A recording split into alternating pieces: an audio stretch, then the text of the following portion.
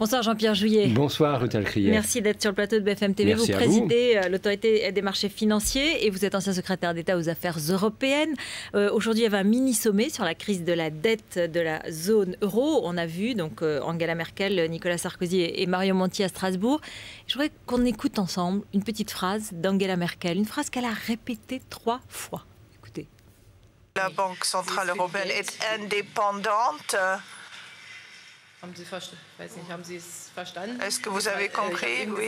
Donc je viens de dire que le président français vient de souligner, comme il n'a pas d'appareil de traduction, je ne sais pas. Donc je répète, le président français vient d'indiquer que la BCE est indépendante. Bon voilà, indépendante, la Banque Centrale Européenne, elle est indépendante. Hein. Oui, elle a... Est-ce que quand même ça ne pose pas un problème qu'elle le répète aussi fermement alors qu'en France, Alain Juppé et un grand nombre de personnalités demandent que la Banque Centrale intervienne pour sauver la zone euro? Mais il y a 2 points, Ruth Alcrier.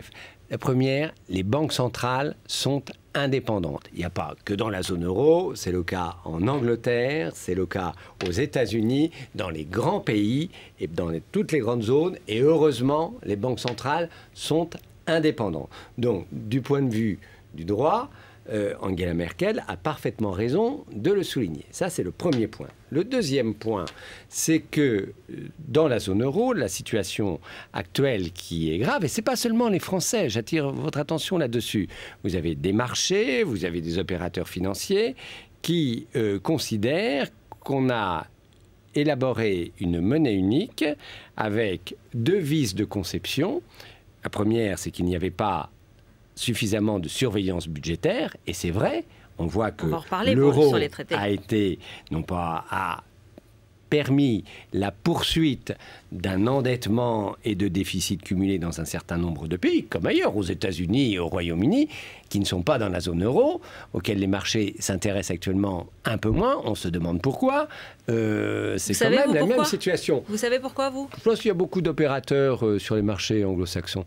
Et ça, c'est le premier point. Et le second, c'est de dire qu'il n'y a pas effectivement, lorsque l'on partage la monnaie unique, que la banque centrale de cette zone peut être, ou non, ce que l'on appelle un prêteur de dernier ressort. Bon.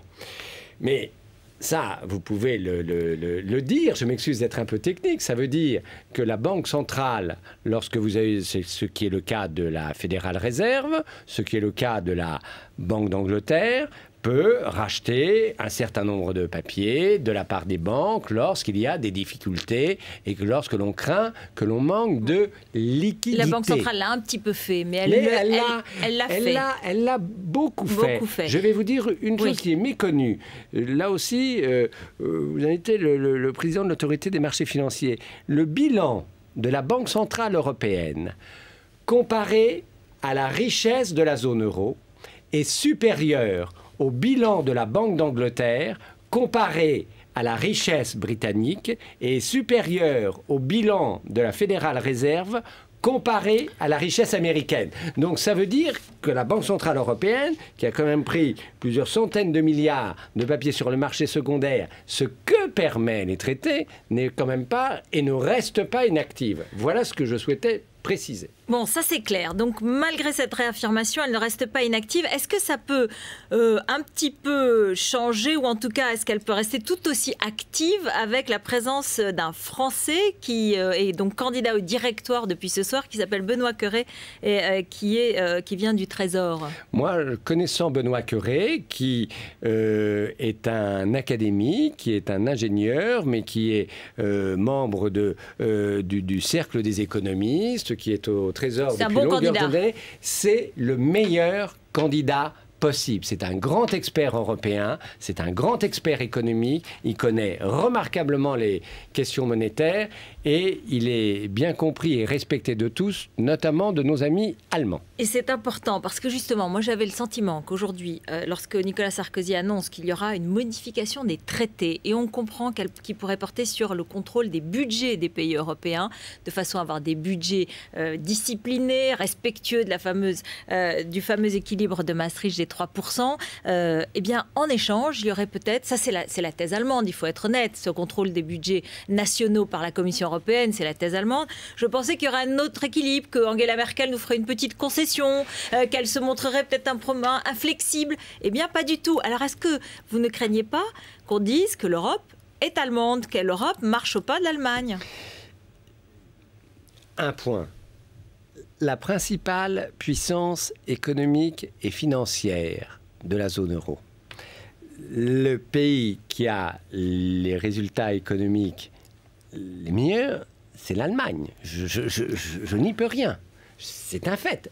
Nous n'avions qu'à, depuis plusieurs décennies, à choisir également d'autres stratégies. Je ne suis pas politiquement correct en disant cela, mais c'est un point. Deuxièmement, nous entamons des négociations, je l'espère très rapides, pour adapter les traités et surtout pour modifier la gouvernance de la zone euro. Bon.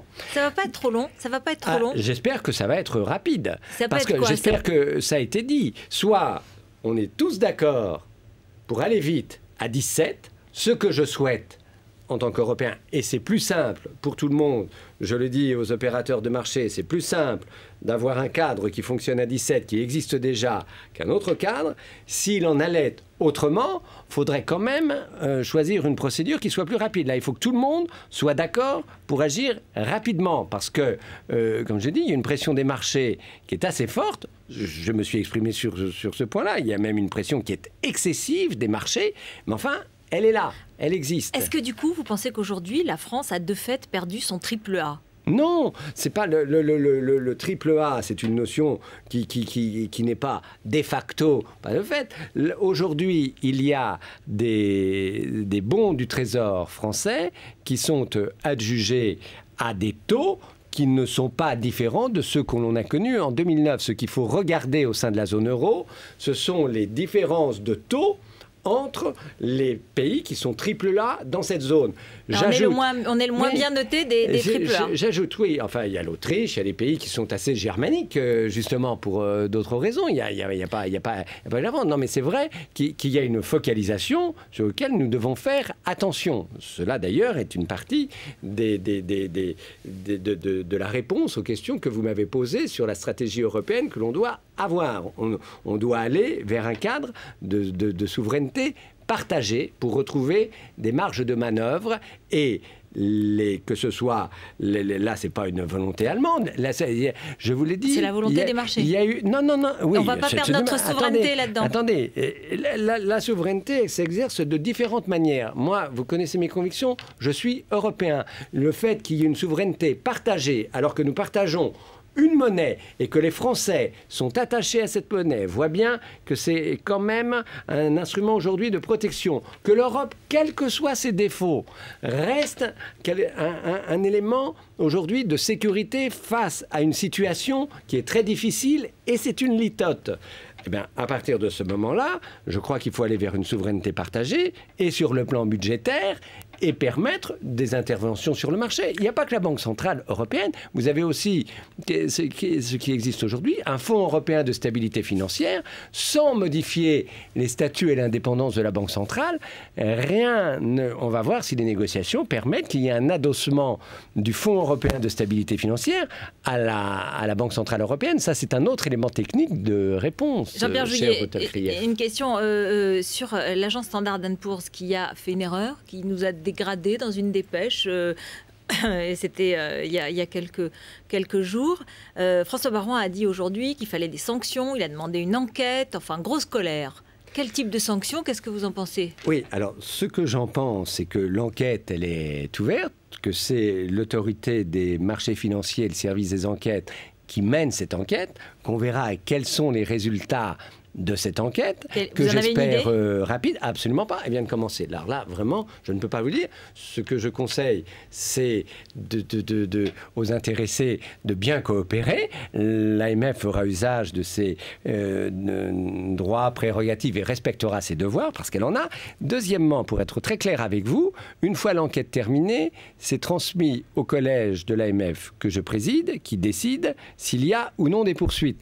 Et après, c'est transmis à une commission des sanctions présidée par une magistrate de la Cour de cassation et c'est elle qui décide des sanctions. Donc c'est ni François Baroin, pour qui j'ai le ministre de l'économie, bien sûr, le ministre de l'économie, ni moi-même qui prononçons les sanctions. Donc je serais bien incapable de vous dire comment cela va se terminer sur le plan des sanctions. Et je ne doute pas que les agences vont également faire valoir leurs arguments.